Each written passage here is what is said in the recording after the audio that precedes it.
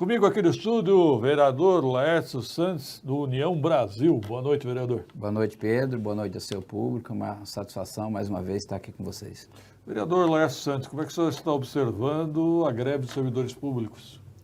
Eu tenho para mim, Pedro, que a greve ela é legítima. Eu penso que os servidores públicos têm toda a razão de reivindicar uma recomposição salarial. Muitos falam em aumento, né? Nós não estamos falando em aumento, em ganho real, mas pelo menos trazer o poder de compra desses trabalhadores, muitos dos quais que têm salário baixo, então precisa ser valorizado. Não é simplesmente você agregando vale-refeição, vale isso, vale aquilo que vai enaltecer o salário. Primeiro que quando o prefeito propõe uma medida dessa, eu acho que é de forma absurda. Ele não está pensando que proposta dessa natureza não contempla nas férias, não contempla no 13º, não contempla nas contribuições previdenciárias e acaba achatando o valor do benefício desse trabalhador em um certo período. Então, eu tenho para mim que o poder público ele precisa fazer o dever de casa, aliás, deveria ter feito o dever de casa e deveria ter pensado nisso. Pedro, você veja o seguinte, nós tivemos o regime de própria, transferência de todos os trabalhadores para o regime próprio. Nós tivemos, o município deixou de recolher o FGTS.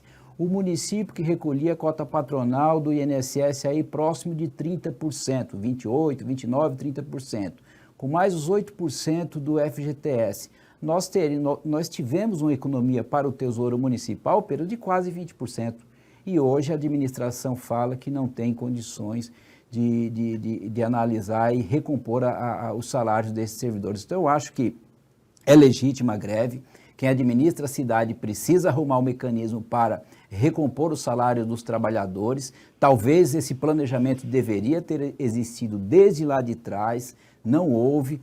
Administra a cidade simplesmente com contratos emergenciais, com puxadinho aqui, puxadinho de lá, sem uma plena transparência, e hoje nós estamos vivenciando esse clima onde nós temos diversas cidades na região metropolitana, diversas cidades no interior do estado, inclusive de outros estados dando reajuste de 10, 15, 16, em algumas situações passando até de 20%, enquanto que a cidade de Guarulhos, por exemplo, Pedro, perde para Guarujá, com todo respeito à cidade de Guarujá, que deu 15,04%. Então, eu acho que é legítima, a meu ver, não é política essa greve, eu acho que basta você ter um simples dado, quanto que custava um botijão de gás em janeiro do ano passado e quanto que custa agora. Então, só por aí você já tira a inflação, quanto que representa. E eu já me manifestei nas minhas redes sociais e vou registrar aqui também. Eu, como jornalista e servidor comissionado da Câmara, sou a favor também da categoria, do movimento da categoria.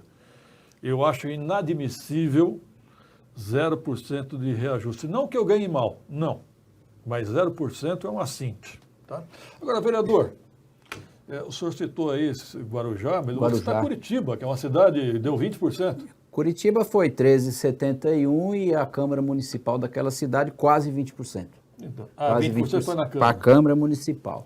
Então, reafirmando que a Câmara e a Prefeitura podem ter reajustes diferentes. São gestões diferentes, a Lei de Responsabilidade Fiscal traz o limite de gasto que é 54% para o município e 6% para a Câmara. Então, a Câmara Municipal tem orçamento próprio e eu acho que deve seguir o caminho próprio de forma diferente do que está conduzindo o prefeito da nossa cidade. E fazendo adendo ao que o senhor falou, que não haverá reflexos, né?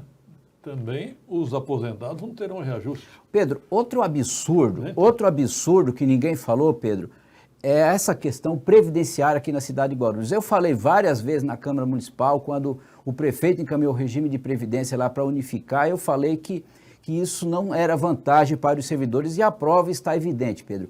O ano passado, quem é do regime geral, do INSS, teve um reajuste de 5,45%. Este ano, 10,16%.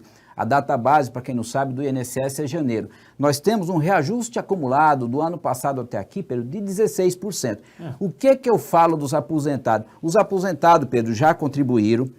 as verbas que estão lá são aplicadas no mercado financeiro para fazer vezes a esses benefícios previdenciários de quem está lá ou de quem futuramente venha estar. Eu não vejo o menor sentido, Pedro, do reajuste dos servidores inativos serem tal qual os servidores do município. Isso é um grande absurdo, eu acho que isso precisa ser revisto no mínimo, ter paridade com o regime geral da Previdência Social. Bom. Porque ao longo desses 10 anos, Pedro, 20 anos, se assim continuar, os servidores do município que vierem se aposentar verão a grande perda que terão em relação ao INSS, aquilo que eu já falava lá atrás, e o prefeito da mesma forma para o IPREF aí também propõe zero, é um outro absurdo. Eu acho que o governo do prefeito Guti está perdido, não sabe analisar essas questões, não sabe planejar, está mal assessorado.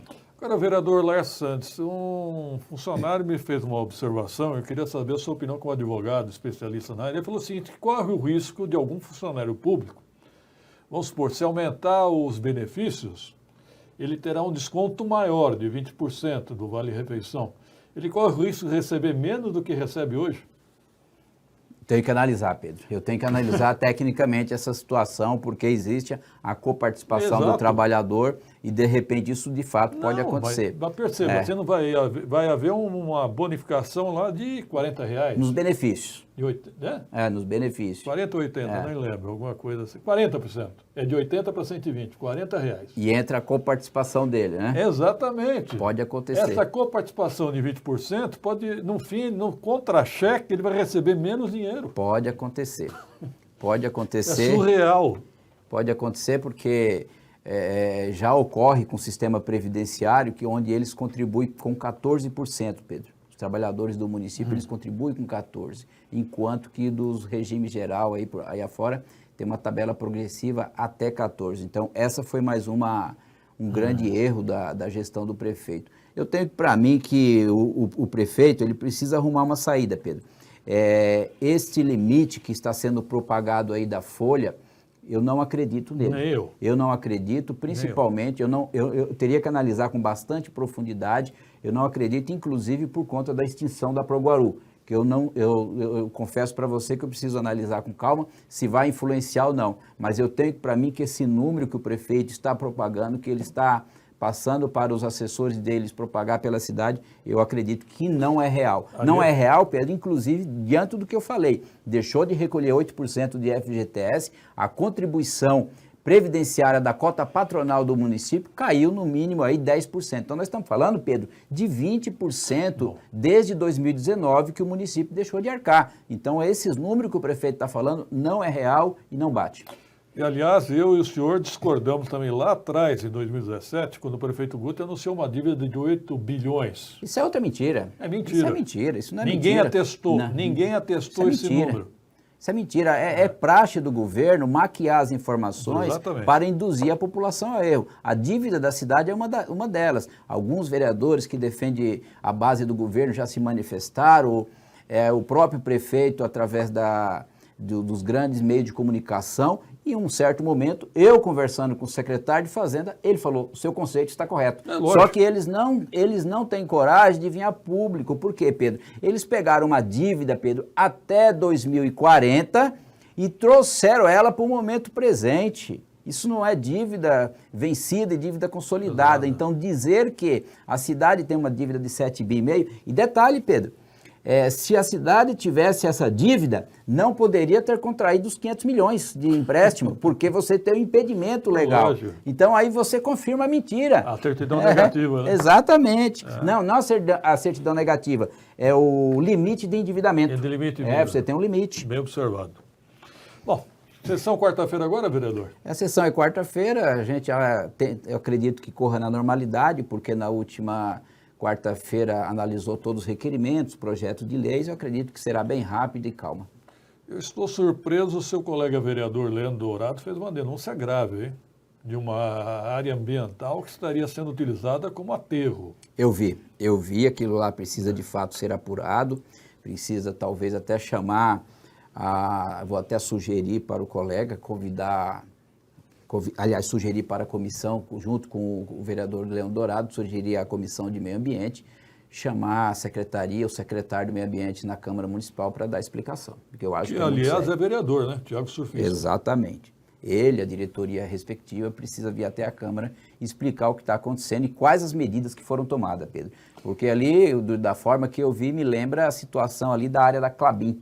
Eu estive lá naquela época, 2016, 2017, inclusive, o atual prefeito da cidade esteve conosco. Me parece que é a mesma situação. E há um forte rumor de envolvimento de pessoas influentes, hein? Forte rumor de envolvimento de pessoas influentes. O vereador Leandro Dourado recebeu um recado meio suspeito. O assunto é grave, hein? E, aliás, me perguntaram, vereador, por que o vereador Dourado não apresenta uma comissão especial de inquérito? Porque não pode. O governo já sufocou todas as possibilidades de comissão de inquérito. Lá nós temos, são duas situações, né, Pedro? Nosso presidente precisa resolver esta situação, porque as comissões elas estão travadas, porque não voltou ainda às sessões ordinárias. Enquanto não voltar à sessão ordinária, estas comissões que o governo protocolou, elas não podem fluir. E me parece que essa questão, nós estamos caminhando para uma questão jurídica meio delicada. Eu penso que a casa precisa resolver isso o mais rápido possível. Inclusive, eu vou provocar o presidente na próxima sessão, porque nós não podemos travar a pauta de tal forma. Daqui a pouco vai ter judicialização aí e, com certeza, o juiz poderá dar liminar, não só por conta desta situação, mas por conta da tribuna livre, a sessão solene, Exato. Outros atos que a Câmara não vem realizando, e eu acho que já passou do momento da gente refletir sobre tudo isso. Até uma certa quantidade de público poderá ser questionada, né? Sim, exatamente. O mínimo possível, mas tem que ter. Tá certo. Obrigado, vereador Laércio Santos, parabéns pelo seu trabalho.